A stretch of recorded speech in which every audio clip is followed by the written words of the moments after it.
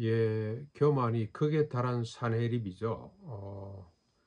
지금 주변에 많은 국가들을 쳐서 속국으로 만들고 있는 이 사내립이 자신감을 가지고 예루살렘을 공격해 왔습니다. 이 히스기야가 사내립의 편지를 들고 성전에 들어가서 하나님 앞에 펼쳐놓고 기도를 했죠.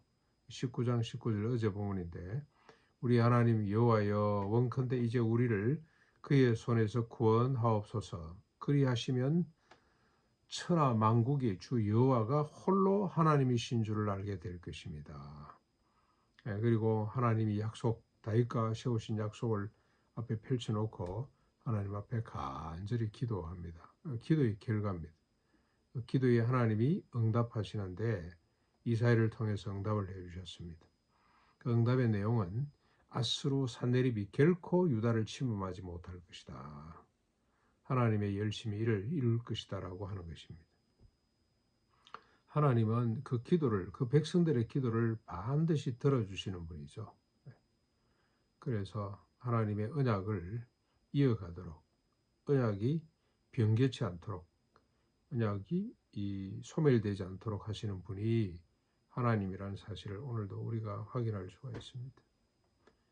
이 사내립이 얼마나 교만한지 잠시 보면, 내가 사자를 통하여 주를 비방하여 이르기를 내가 많은 뱅거를 거느리고 여러 산 꼭대기에 올라가며 레바논 깊은 곳에 이르러 높은 백향목과 아름다운 잣나무를 베내고 내가 가장 먼 곳까지 들어가서 그의 동산에 무성한 숲에 이를 것이다.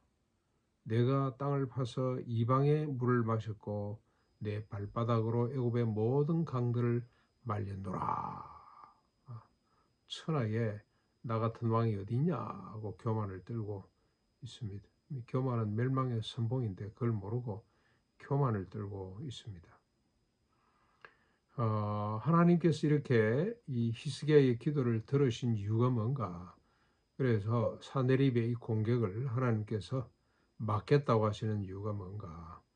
활 한 발 쏘지 못하게 할 것이라고 하신 이유가 뭔가? 그 이유가 34절이죠. 여호와께서 다윗과 맺은 언약과 자기 자신을 위해서 그렇게 하시겠다는 겁니다. 내가 나와 나의 종 다윗과 맺은 언약을 위해서 이 성을 보호하고 구원할 것이다. 다윗과 맺은 언약은 뭡니까? 네 위가 영원히 견고하게 될 것이다. 위가 망했잖아요. 네 후손 가운데 메시아가 올 것이다. 그가 인류를 구원하게 될 것이다 하는 거죠.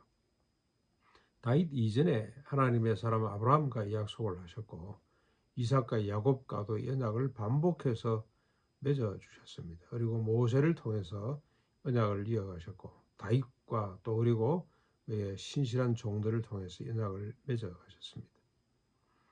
다윗뿐만이 아니고 이스라엘 백성 전체와 맺으신 언약이기도 합니다.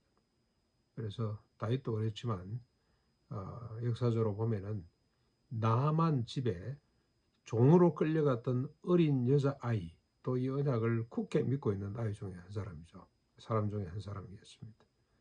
하나님이 이 언약을 지키기 위해서 사내립의 그 교만하고 완악한 그의 공격 가운데서도 유다를 지켜주시기로 했습니다.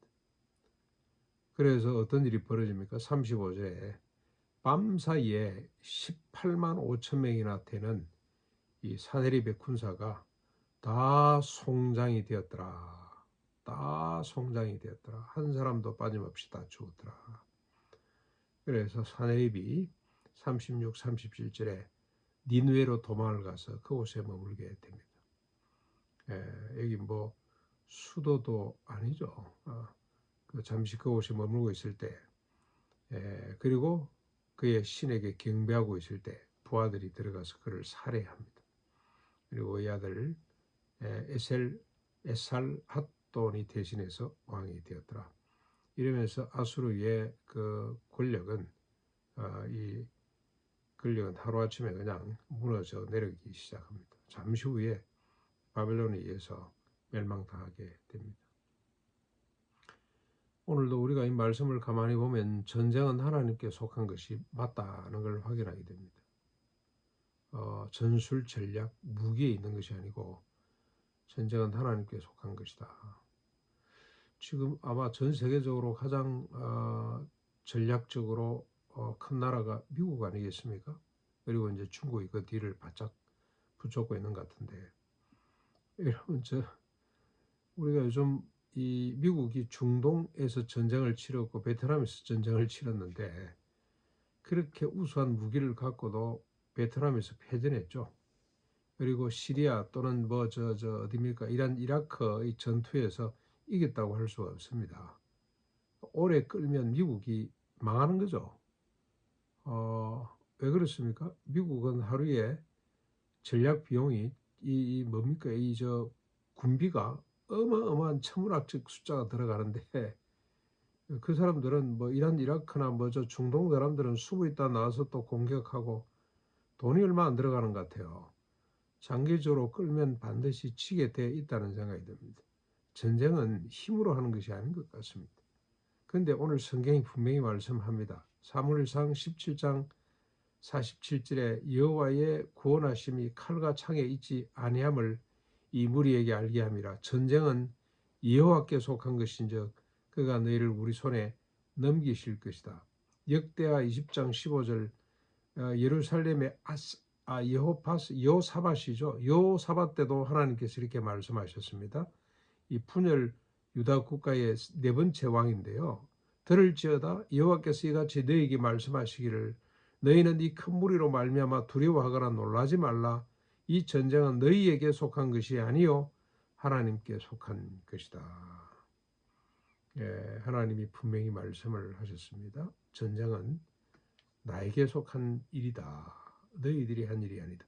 아수르에게 힘을 주신 분이 누굽니까? 하나님께서 주셨어요. 그로 하여금 이렇게 주변의 열국들을 진멸하게 정리하도록 한 것도 하나님께서 그들에게 허락하셔서 일이 된 거죠. 하나님이 그들을 심판하기 위해서 아수르를 지금 들어쓰고 계시는데 아수르는 그걸 모르고 사내립은 그걸 모르고 교만을 떨고 있습니다. 전쟁은 하나님께 속한 것이 분명합니다.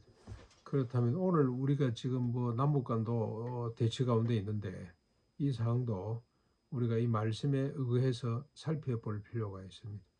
어느 교회 장로님이 저한테 메일로 우리 한국이 갖고 있는 군비 이 전술 기계들, 그러니까 이제 무기들이죠, 무기들. 와, 그걸 어디서 구했는지 지금 아마 극우 단체에서 그런 걸 자꾸 만들어서 퍼뜨리나 봐요.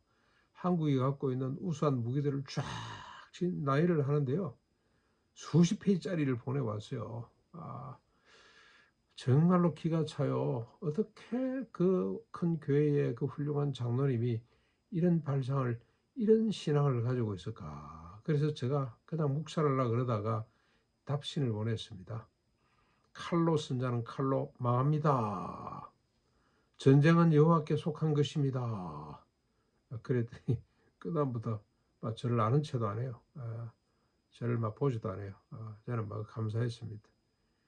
예, 이 사람들이 자꾸 얼마 전에 또 국군의 날 행사를 했지 않습니까? 거기 보니까 또 새로운 무기가 등장을 해서 언론들이 또 찬사를 보내고 야단법석을 뜨는데 참 어리석이 짝이 없구나. 오늘 우리 예수 믿는 사람들은 중심을 바로잡고 전쟁이 하나님께 속한 것이지 전술 전략 무기에 있지 않다는 것, 돈에 있지 않다는 것, 미국에 있지 않고 소련에 있지 않다는 것 우리가 좀 잘 알고 고백했으면 좋겠습니다.